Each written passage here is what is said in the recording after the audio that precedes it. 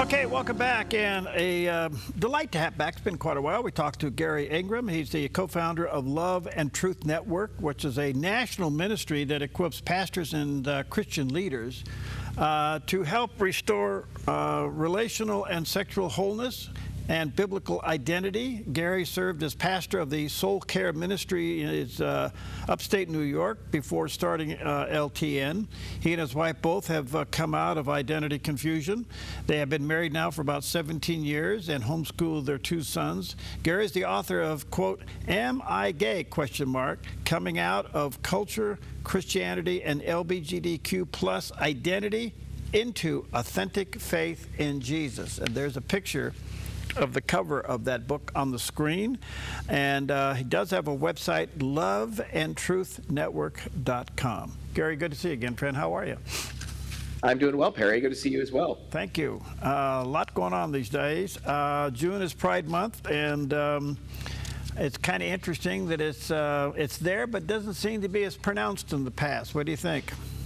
Oh, I totally agree. It's a relief not to have it in your face constantly. So yeah, it's still happening, but it's not on the scale that it was several years ago. Is it fading?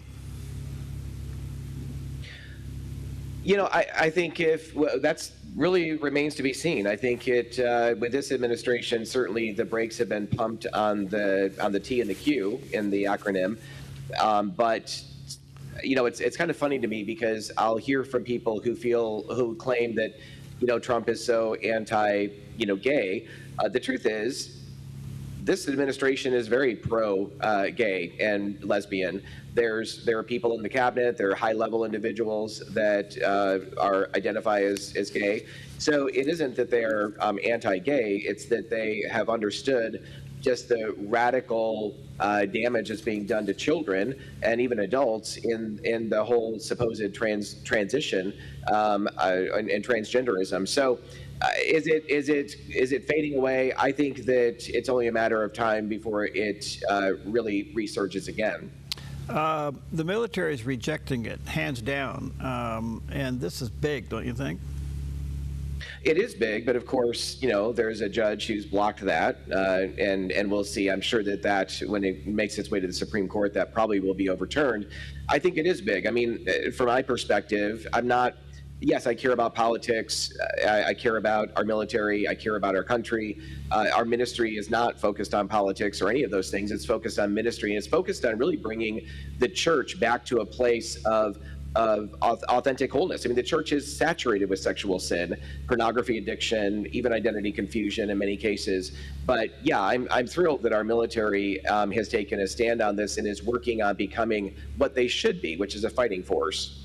All right, I want to come to the core of what you do, and that is, and you're mentioning it here, and that is that the church is infiltrated with it at all levels. And I don't know if we know what to do. And the problem is we want to love but not condone, and we don't manage that very well. It comes off critical. How do we start handling this correctly? Well, I really believe that the church needs to take a couple steps back, and get really honest about our heterosexual sexual brokenness that is rampant. When you look at statistics, pornography addiction and pornography use is off the charts in the church, and it's not just men and women in the seats. It's oftentimes the pastor as well. So sexual sin is not something that's uncommon to the church, and if we're going to address LGBT issues, identity issues effectively, we need to be honest and kind of go first in acknowledging our own sin and brokenness and really creating space. Not shame-filled rhetoric, but space for men and women to really find the help and wholeness they need when it comes to sexual brokenness. Okay. In the last couple of years, Garry, just about every major denomination in the world has been split over LGBTQ. Yes. It's still going on, and it's in a very subtle way dealing with same-sex attraction, but claiming to be celibate, so therefore you have to let me be a member of your clergy. I mean, the edges are there, and It's very divisive. I understand heterosexual is out of control too, but this one is demanding acceptance publicly. I agree, yes. And so I don't know if we know how to push back. I mean, I'm watching good denominations split, and you kind of go, really? What are you guys thinking? Or am I being too critical? Well, my wife and I just saw an article that one of our supporters passed along a couple of days ago that the PCUSA is actually having these massive arguments within the denomination about simply living, not even embracing heterosexuality only, which of course they've gone way beyond that and embraced LGBT marriage and that kind of thing. But in addition, they're just trying to say, some people have raised the idea that we should at least be monogamous. And there's all kinds of infighting within the denomination around that kind of language. And so, yeah, we have really lost so much of where the church is supposed to be. There are so many churches that do not represent Christ at all. They may claim the name, but by their actions, they are the opposite of what Christ would call a church to be. So we're seeing that in many cases, in many denominations.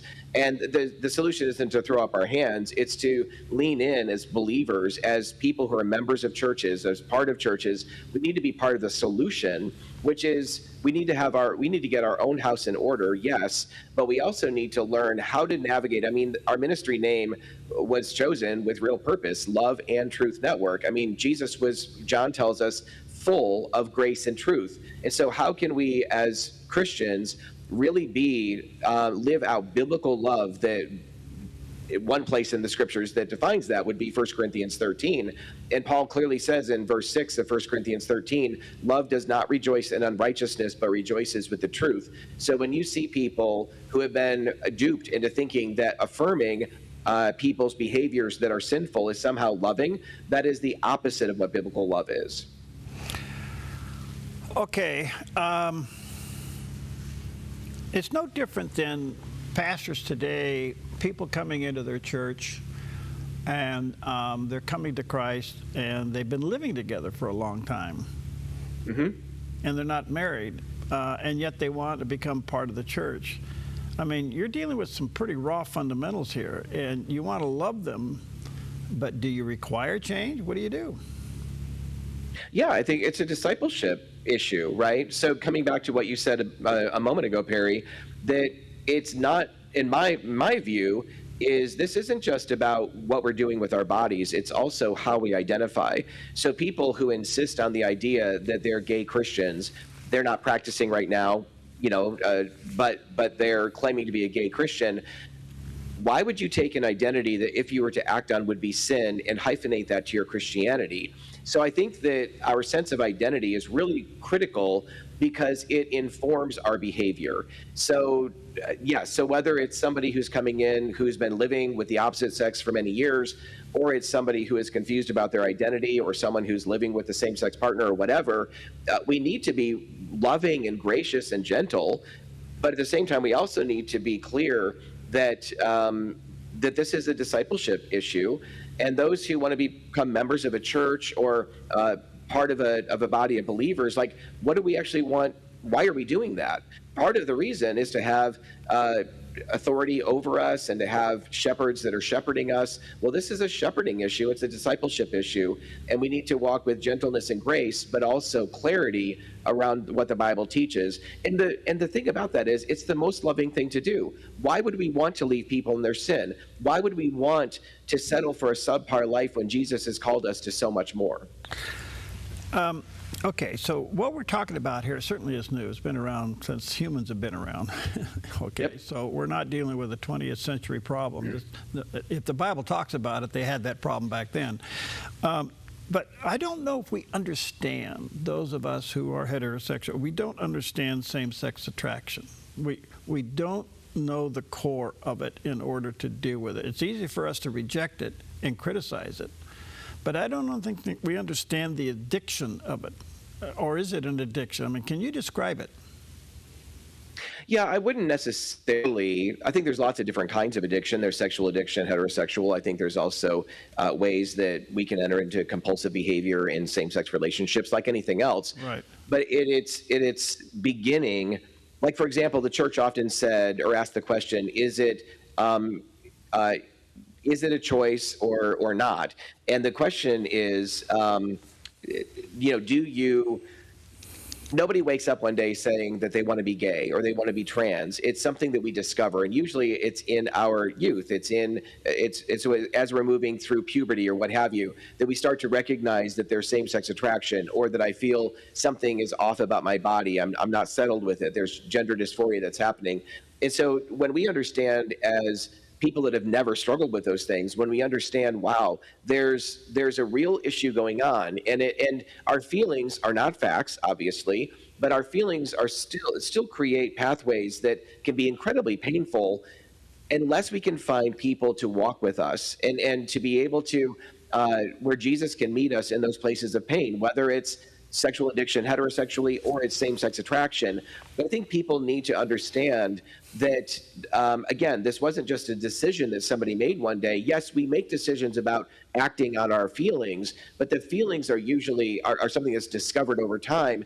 And for many, they're suppressed. But when I realized that I was same-sex attracted as a young person, I was horrified by that. I didn't want that. And I thought if I start praying about this and asking God to take it away, it's going to go away. Well, it didn't. And so it's been this journey of discipleship again, in coming into a place where I can be in a marital relationship with my wife, where I can be a father of teenage boys and love the life that God has given me. But the life I have today is so much more rich than anything that I was living in before when I was bartending at a gay club and fully in that life. And so Jesus offers all kinds of hope for transformation. But if we're going to be his instruments of peace, coming back to what you just asked, Perry, if we're going to be his instruments in other people's lives, we need to understand that our sin isn't any sweeter, it's not any cleaner, it's not any nicer. We still are as much in need of the cross as the LGBT world is, but we need to come in with a servant attitude, with clarity, and really walk with people in this journey of becoming who Jesus died to make us. That's so well said. In your past, did you ever, when you were involved in it at the levels you were, did you ever sense you were wrong? Oh, yeah. Yeah, I did. I did a lot to try to distance from that. I did a lot. I mean, it felt true. I mean, everything in me was exclusively same-sex attracted. And it felt like I desperately needed to be in a relationship with a man to feel whole. And so, at the same time, though, there was a witness. I grew up in a Christian home, and there was certainly a witness and a real recognition that what I was doing was wrong and sinful. And I think one of the things that the modern-day LGBTQ movement does, and certainly when sloppy churches embrace it, what we're doing is we're actually removing the healthy sense of guilt and conscience around these issues, and those are actually good because they're corrective. Shame isn't good because shame tells us we're bad and there is no recourse for correcting that. Guilt says we've done something wrong, but there's a solution. The cross is the solution for us. So yes, I was aware that I was doing things that were against God's will. And for a long time, I mean, I really had an attitude of resentment toward God, but he continued to persist and continued to follow and to woo me toward himself until finally I came to genuine faith at the age of 23. That's beautiful. So back to the core, how does a sinner help a sinner? I mean, it really is, it's one starving person who found bread leading another person to that same place, It's recognizing that regardless of our past, my boys are teenagers. They haven't done some horrible thing. They've not been drug addicts. They've not been involved in all kinds of things, and yet they're sinners. And they know the pull toward doing things that are apart from God's will. So regardless of what our background has been, whether it seems minor or extreme, We are all in need of the cross, and if we can walk with one another, if we can learn to be open and vulnerable with one another, which is a primary thing our ministry teaches within the church, most churches are not vulnerable. Most churches have a veneer of knowing one another, and yet everybody comes together and we're all hiding our stuff from one another, and that's exactly the opposite of what Jesus calls us to do. James 5:16, confess your sins to one another and pray for each other that you might be healed. We need that healing and we need that change in our lives, but it comes through the conduit of community. Yeah, that's excellent. James chapter 5, you're quoting there. Let me take a quick break. Let me say to our viewers and listeners, check out Garry's website, loveandtruthnetwork.com. There's a picture of that landing page, and certainly get a copy of his book. It deals with everything we're talking about here. Am I gay? Question mark. Coming out of culture, Christianity, and LGBTQ plus identity into, and here's the key, authentic faith in Jesus. We'll be right back.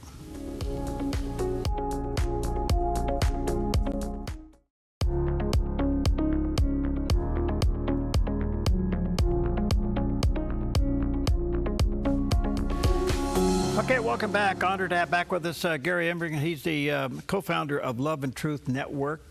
Check out his website, loveandtruthnetwork.com. Very resourceful, and certainly take a get a copy of his book called "Am I Gay?" Question mark. Coming out of cultural Christianity, LGBTQ plus identity into authentic faith in Jesus. Very resourceful book. Garry, I was trying to think about how to ask this question during the break, but with all of the sexual identities and confusions that we're dealing with now in our culture, and it's pretty rampant, the one that's really kind of got our brain on tilt is transgender, the trans group that's moving from one sex to another, basically being promoted in education, being accepted in the medical community, but now the medical community is getting some pushback, which is really, really good. I guess the question I have, where did this come from, and is it a fad among young people? Yeah, I understand the question, and I wonder, it seemed like there were seasons where eating disorders were a big deal, or cutting was a big deal, and I think all those things are still around, but they were something that kind of made its way through the population of young people, and I think there's some similar underlying issues. Clearly, the idea of purpose. One of the things that transgenderism promises is this idea of almost a utopian experience of, well, you're in the wrong body. That's what everything's about. Your anxiety, your depression. And maybe they're not saying it exactly this way, but there's a way in which people, young people, even adults, believe that this is the problem to everything, and if I go through this process, that it's going to resolve these underlying issues, and of course that doesn't happen. There are so many, maybe in some cases seems to, but there are so many other underlying issues. I've talked to people, Chloe Cole is a great example, but I've talked to others. I've done on our podcast interviews with detransitioners, and oftentimes their underlying issues of abuse that happen, sexual abuse, other forms of abuse that happen in childhood, were completely ignored because they talked about having gender dysphoria, and they were just very quickly kind of put on that conveyor belt of being told, their parents being told, you want a dead daughter or a live son, and you have to socially transition them. Yes, we're going to get them on cross-sex hormones, and then eventually potentially surgery. So you're permanently medicalizing people for the rest of their lives. It's incredible. But where did it come from? I think it's this search for meaning and significance, and the lies of culture that are holding this out as this panacea that it certainly is not. Okay, I haven't heard, now maybe you can correct me on this, but I have interviewed a few people that have come through this and deeply regret it. Yes. I haven't heard anybody yet on the other side of this that is happy. Not to mention that physically we've ruined their bodies, we've ruined them, and we've actually accelerated everything that would drive them to transgenderism now has been accelerated. Why don't we hear about that more often? Well, detransitioners have been suppressed for years and mocked and ridiculed as not really being real. Of course they are. And what I've seen is that, the studies that tend to show, or the things that claim to be studies that show positive outcomes, are very short term. And the concerns are the long-term outcomes for many of these folks is, later on they recognize, kind of after the honeymoon period, they recognize that they've done incredible damage to themselves, and all the underlying issues, or many of the underlying issues, are still there. And now what do they do? I mean, what does a woman do when she has breasts no longer, when her voice is dropped, when she has 5 o'clock shadow, and she realizes, oh my gosh, I was never meant, I need to go back to being a woman, but how do I do that? You can't just slap body parts back on. And so, yeah, we're really leaving people in desperate and horrible places. I think there are some that have purported positive outcomes, but goodness, this is the damage we've done to untold numbers that recognize I will never be the same. I can never go back. I can never be what I thought I'd be as, so-called transitioning to the opposite sex, but I can never go back where I fully was. The beauty is, in Christ, we can align with who he created us to be. We can be fully restored at a soul level as the man God created us to be, as the woman God created us to be, and we can find meaning and purpose in serving in the kingdom of God and acceptance again. But it requires our repentance and coming into alignment with who he created us to be. Beautiful. Why hasn't this, of all the things that we deal with this subject, why hasn't transgenderism literally been diagnosed as medical malpractice at its highest form? Well, I think we may be moving in that direction. This used to be something in the DSM-4 that was considered a mental illness.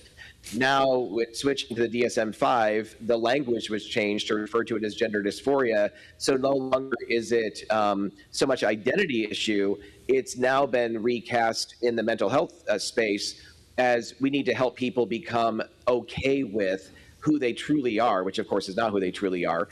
But yes, and you're right. You mentioned the medical institutes and as well as mental health field. I mean, so many have been captured by these unscientific lies.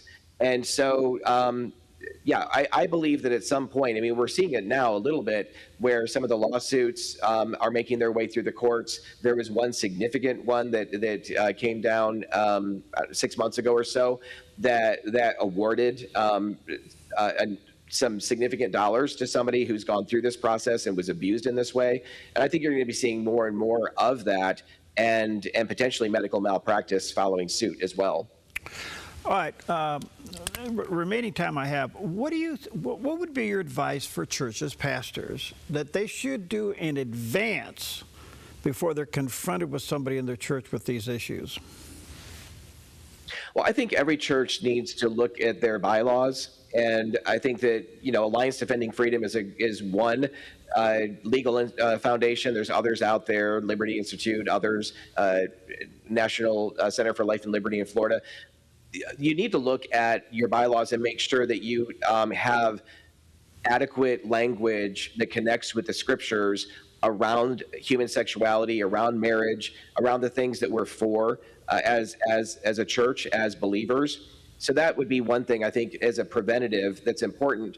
But then from a ministerial perspective, churches, again, I said this earlier, they are full of people struggling with sexual sin. And yet, for example, one stat shows that 97% of pastors recognize that pornography is a far bigger issue today than it's ever been before in their churches. And only 7% of those, it was 93%, only 7% of those 93 pastors have anything in their church for someone struggling with those issues. So we have to do a much better job of providing programs, counseling, lay counseling, pastoral support for people struggling with these issues, because they're not in the margins. They are the majority, unfortunately, within our churches. So if you want to be prepared to help those in the LGBT world, get prepared by helping those who are already struggling that have been in your churches, maybe for decades.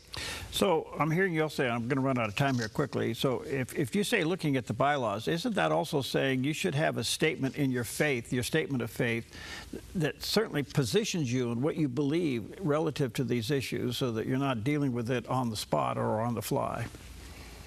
Yeah, and so just quickly, I think just reaching out to any of these Christian legal defense groups, they can help you, especially ADF, can certainly help you in looking at your bylaws and seeing what needs to be in there and what needs to be in your statement of faith. I think that is wisdom, but reach out to them before something happens, not afterward. I mean, yes, reach out to them afterward if you need to, but try to be proactive. All right. Yeah, Garry, good to see you again. Thank you for giving us some time today. Thank you for what God's got you doing. Let me say it's Love and Truth Network, and that is the loveandtruthnetwork.com is the website. There's a picture of the landing page. Extremely resourceful. Pastors, Christian leaders, check it out. And get a copy of his book. I think you'll find it also to be a great resource. Am I Gay? Coming out of cultural Christianity and LGBTQ identity into authentic faith in Jesus. Garry, thank you. Thank you, Perry. God bless you. Stay in the fight, buddy.